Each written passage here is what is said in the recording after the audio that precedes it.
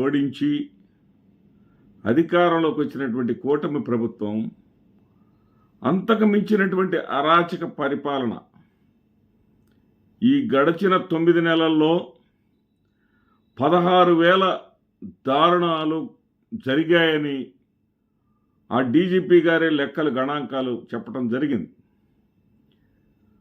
ఒక క్షతగాత్రుడు నేరుగా పోలీస్ స్టేషన్కో లేకపోతే హాస్పిటల్కో వెళ్లకుండా జడ్జి దగ్గరికి వెళ్ళి తనను కాపాడమని వేడుకుంటే జడ్జి గారు అప్పటికప్పుడు అతనికి వైద్య సౌకర్యం ఏర్పాటు చేయమని ఆదేశాలు ఇచ్చినటువంటి పరిస్థితి. నడి రోడ్డు మీద రషీద్ అనేటటువంటి యువకుడు నరికి వేస్తా ఉంటే ప్రాణాలను కాపాడమని బ్రతిమలాడుకున్నా కానీ అతని ప్రాణాలు గాలిలో కలిసిపోయినటువంటి పరిస్థితి. ఇంతటి దుర్మార్గమైనటువంటి పరిపాలన గతంలో ఎన్నడూ చూడలేదురా బాబు అని చెప్పేసి ఆంధ్రప్రదేశ్ రాష్ట్ర ప్రజలు అనుకుంటా ఉంటే దానిని అంగీకరించేటటువంటి సాహసం చేయలేని కూటమి ప్రభుత్వం ఇంకా రేపు రాబోయేటటువంటి 2029లో జరిగిన 2028లో జరిగిన ఆ ఎన్నికల్లో కూడా జగన్మోహన్ రెడ్డి గారి అరాచకం, జగన్మోహన్ రెడ్డి గారు అంటూ జగన్మోహన్ రెడ్డి గారి మీద మాటలు చెప్పి తిరిగి అధికారంలోకి రాగలమని భ్రమల్లో బ్రతుకుతూ ఉంది అనిపిస్తూ ఉంది. ఎందుకంటే యువత పోరు పేరుతోటి వైఎస్ఆర్సీపీ ఆంధ్రప్రదేశ్ రాష్ట్రం మొత్తం కూడా ఇచ్చినటువంటి పిలుపుకి ఈ రోజున ఎంతటి ఆదరణ వచ్చిందంటే ఎక్కడ ప్రజల్లో ఎంత అసంతృప్తి ఉన్నదో 9 నెలలకు ఈ కూటమి ప్రభుత్వం మీద అనేది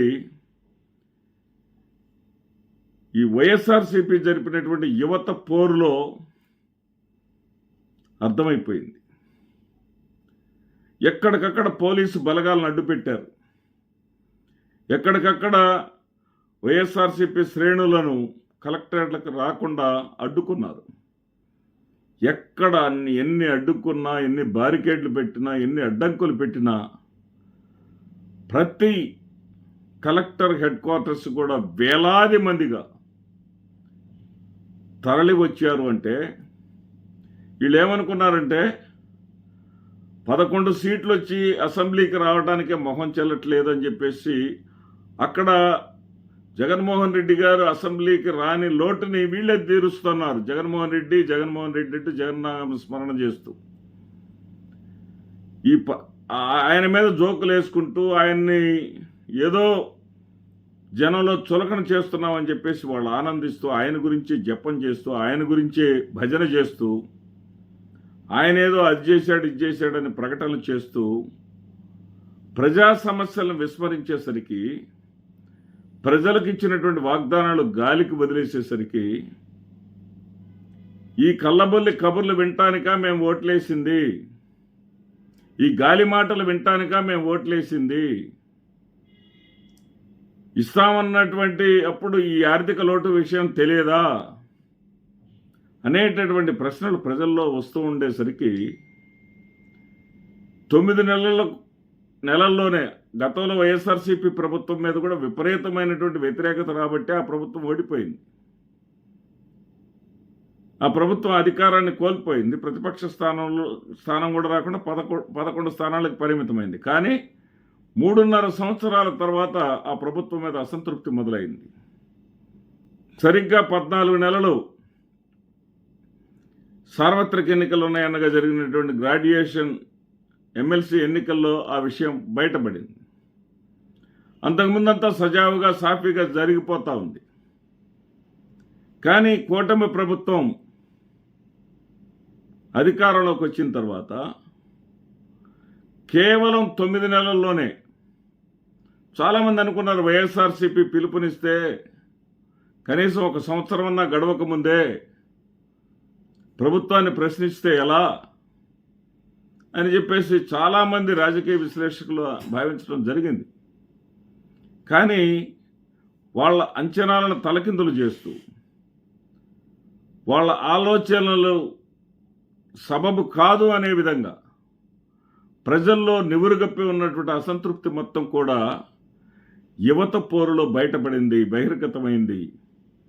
ఎక్కడికక్కడ ఎన్ని అడ్డంకులు పెట్టినా, ఎన్ని చేసినా, ఏం చేసినా అసెంబ్లీలో మనం జగన్మోహన్ రెడ్డి గారిని తిడతా ఉంటే చాలే, అసలు ఈ ఈ ఆయన పిలుపుకు స్పందించేవాళ్ళు ఎవరు? మనం రాష్ట్ర వ్యాప్తంగా అసలు సోషల్ మీడియా సైనికులు కానివ్వండి, వైఎస్ఆర్సీపీ పేరెత్తాలంటేనే భయపడే విధంగా మనం చేస్తూ ఉన్నాం కదా. వైఎస్ఆర్సీపీ జెండా పట్టుకోవడానికి ఎవడు రోడ్డు మీదకి వస్తాడనుకున్నటువంటి తరుణంలో, అది కూడా మార్చి 12 చారిత్రాత్మకమైనటువంటి రోజు, మహాత్మా గాంధీ దండి మార్చిని ప్రారంభించినటువంటి రోజు. మరి జగన్మోహన్ రెడ్డి గారు తెలిసే పెట్టారో తెలియక పెట్టారో, మార్చి 12ని ఉద్యమ స్ఫూర్తితో పెట్టారో తెలియదు, కానీ ఉద్యమాన్ని ప్రారంభించేందుకు జగన్మోహన్ రెడ్డి గారు ఇచ్చినటువంటి పిలుపుకు మాత్రం బ్రహ్మాండం వంటి స్పందన లభించింది. ఈ స్పందన చూస్తూ ఉంటే బయటకు మేకపోతు గాంభీర్యాన్ని ప్రదర్శిస్తున్నప్పటికీ కూడా కూటమిలో చంద్రబాబు నాయుడు గారికి, మరి ముఖ్యంగా పవన్ కళ్యాణ్ గారికి, లోకేష్ గారికి ఖచ్చితంగా భయం అనేది అలముకుంది అని చెప్పాలి. బహుశా అందుకే కాశీనాయనకి చెందినటువంటి ఉచిత భోజనశాలల్ని కూల్చివేసినటువంటి వీళ్ళు వెంటనే లోకేష్ ఏదో తెలియకుండా అది జరిగినటువంటి పొరపాటుగా ప్రభుత్వ ఖర్చులతోటే వాటిని మళ్ళీ కట్టించి నిర్మించి అప్పచెప్తామని చెప్పేటటువంటి స్థాయికి వాళ్ళు చేరుకున్నారు. అంతేకాదు, ప్రభుత్వానికి వ్యతిరేకంగా గళం విప్పటానికి ఎవరు ముందుకు రారు అనేటటువంటి భ్రమల్లో నుంచి కూడా బయటపడ్డారు. ఈ ఫీజు పోరు లేదా యువత పోరు అనేటటువంటి ఈ యొక్క ఉద్యమం ఈ స్థాయిలో